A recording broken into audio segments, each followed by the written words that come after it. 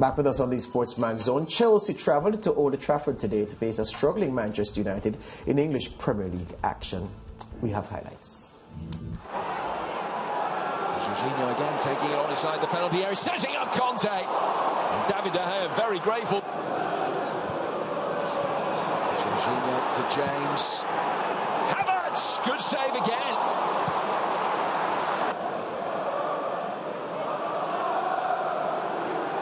James inevitably played in.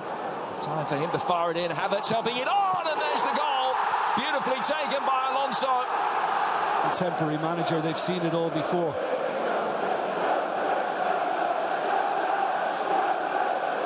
And again, it's too easy. I mean, how many times have we spoken about the fact that Reece James has ended up in this kind of room? I mean, it's basically like a training session for him.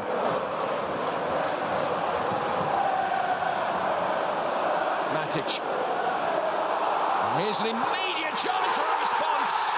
Put quite beautifully into the net by Cristiano Ronaldo.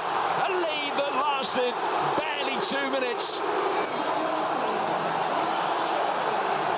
Yeah, well, I mean, Chelsea have got themselves to blame on this one, and it was just a loose attempt by Conte, and then when he got it back, it broke to Matic. But I love the improvisation from Matic, the way he just lifted it. Conte. Mount, it's clever, it's James! Inches away.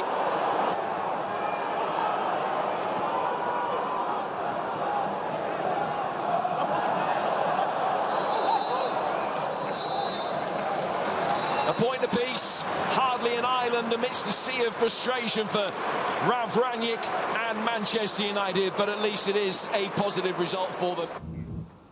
So the world-famous movie title, 50 Shades of Grey,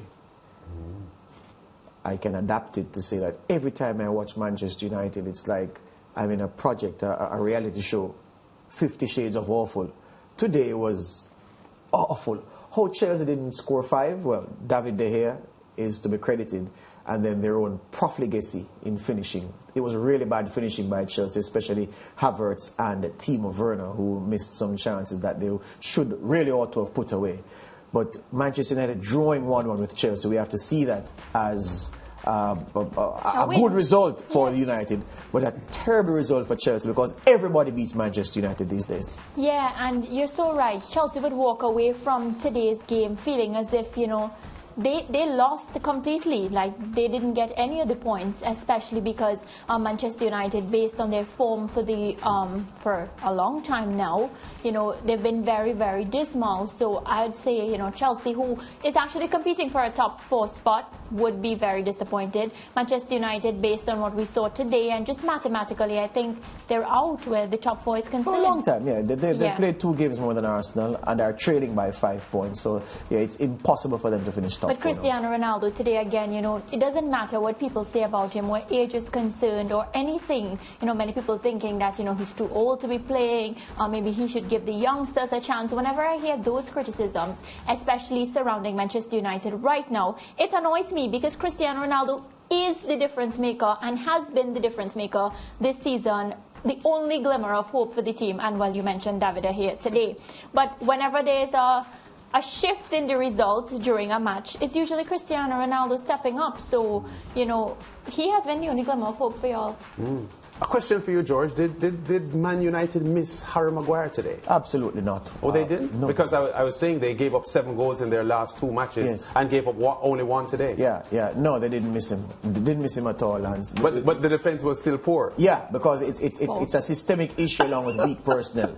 Listen, Lance, I know you have more to say on this, but let me just jump to say, based on what Mariah said. Yes. In the last full season that Cristiano had at Old Trafford before this one was the 2008-2009 season, because in the summer of 2009 he went to Real Madrid. So the 2008-2009 season, where Manchester United would have won the Premier League in his last season, in that successful season, he scored 26 goals in all competitions and helped the team to win a title and challenge for the other titles, competitions that they were in. This season so far, he has 23 goals for a team that really ought to be fighting relegation. That's the value. So, no, look, for some reason, I was having this private conversation team with someone, and I was saying to them that there are people who, it's almost as if they have a preoccupation to criticize people who've been successful and to find things bad to say about people. Anybody who has anything negative to say about Ronaldo's contribution to a football team is an idiot. I'm sorry. I can't find any other way to say it. Because goals are the hardest thing to score in world football or in any football. That's why the goal scorers get the highest pay for clubs. Their bonuses are bigger. They are more coveted. The clubs market them. Yeah? The fact is, when you score 17, 16 Premier League goals, Lance, Mariah, in a season, and your team is struggling to make top 4, Salah has scored more Premier League goals than him. Son Heung-min from Tottenham Hotspur. Nobody in third because he's in third. Jota in fourth. Jota has had a wonderful season. Salah has had a tremendous season. Son has had a tremendous season. Yet we say Ronaldo has a poor season and he's up there with them in the number of goals. But who said he had a poor season? That's what the commentators say. Oh God, Lance. Every day. That's why I brought that point up, because whenever they point to Manchester United's problems, they're quick to point on Cristiano Ronaldo, and I'm not a Cristiano Ronaldo fan. But where certain things are concerned, I feel as if, right is right. Yep. And where his performance for Manchester United is concerned. That statement makes no sense, because Man United has been struggling for a decade now, since Sir Alex Ferguson left, and Cristiano was not there. Well, so obviously Cristiano Ronaldo is not Manchester United's problem. But when you say struggle, what do you mean? Because it has been the same. Man United, since Sir Alex Ferguson, has not been the same. And the struggle has deepened in the past season and a half. But let me add this though. Let me add this though. Manchester United in the post-Fergie period, we can call it AC, after Christ. Yeah. In the post-Ferguson period, Manchester United have recorded 2 second-place finishes in the league. Once under Jose. Jose said it was his greatest achievement. We know that that's a loaded comment. Yes. And once under Ole. The fact is that those second-place finishes, despite those second-place finishes, Manchester United has been pilloried for finishing second when they did and finishing third in other seasons that they finished third. There have been, every other team that finishes second is commended. Oh, you finished second in the Premier League. That's, you know why?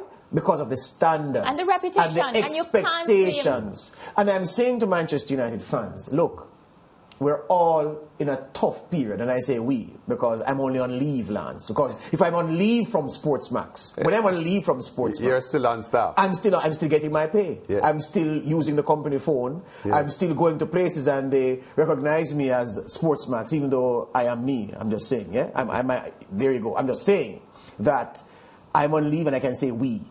We need to accept that we're in a bad period.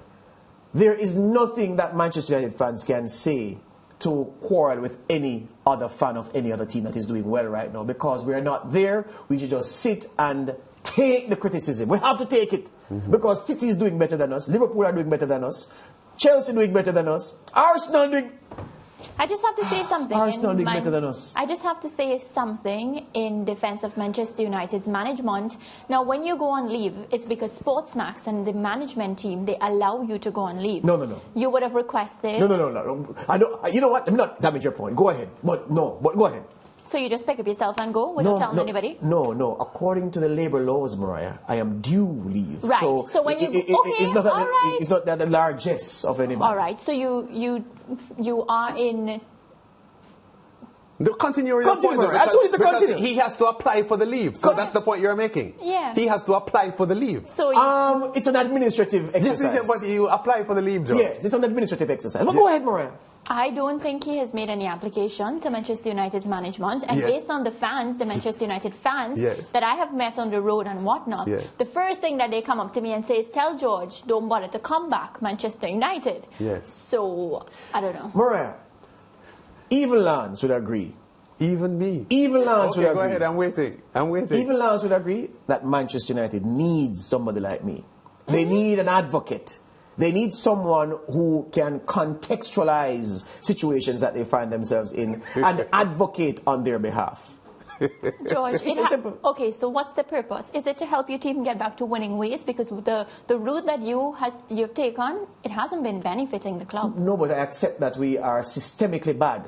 So the system is being fixed. So is it that when your team comes back to life and starts winning that you will come out of leave? No, because that doesn't make you a good fan. No, I don't know if you were here the other day when I said to Whitaker on this show that I returned from leave. He asked the direct question and I answered. I returned from leave at the start of the next season.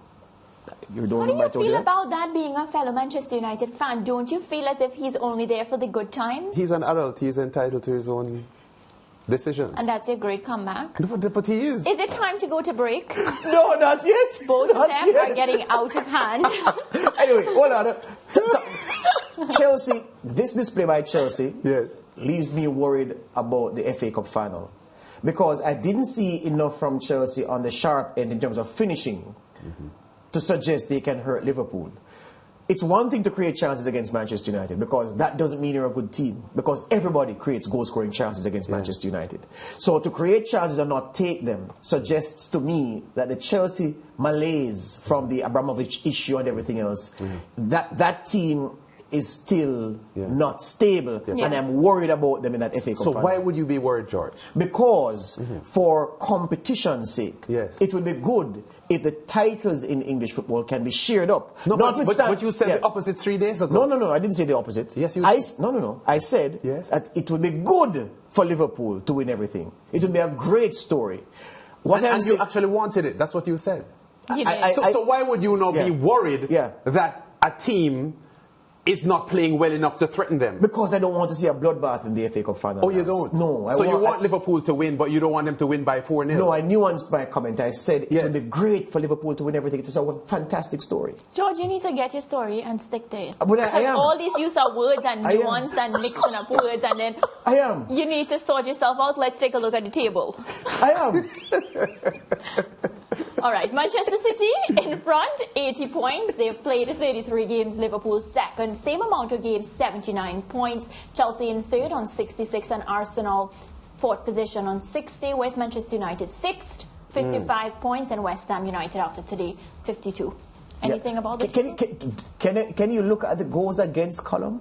Manchester United have conceded 52 goals. If my producer is kind enough, so Newcastle have conceded more in the top 10, 55. Do you have the second page of the graphic, Mr. Producer? Oh, but from my memory lands, and you can tell me, Newcastle apart, but Burnley apart, I think Manchester United are one of the 4 teams in the league to have conceded the most number of goals. Am I right? What's Burnley's goal against? Burnley have conceded 45 goals. Oh, so Burnley's better, all right? So Newcastle have conceded 67. So Watford first. Everton 55. That's Leeds 68. So Leeds, Watford, and Everton. And Southampton 56. 56. That's it. So we're in the top. Newcastle 55. So we're in the 6 worst defenses in the Premier League. Yes. That is our worst outturn in the last 29 years. Make that sink in. Not good. 29 years. Caramba. Not good for Manchester United. What did you say in Trinidad? Horrors? Horrors. Yeah. All right, well, coming up later on the Sports Max Zone, After Track with Lance Whitaker and our special interview with Barbadian trainer Safi Joseph Jr. But coming up next, our NBA playoff segment. So much to discuss in our NBA playoff segment, including Steph Curry. Curry led the Warriors to victory over Nikola Jokic and the Denver Nuggets. Alistair Albert will join us after the break.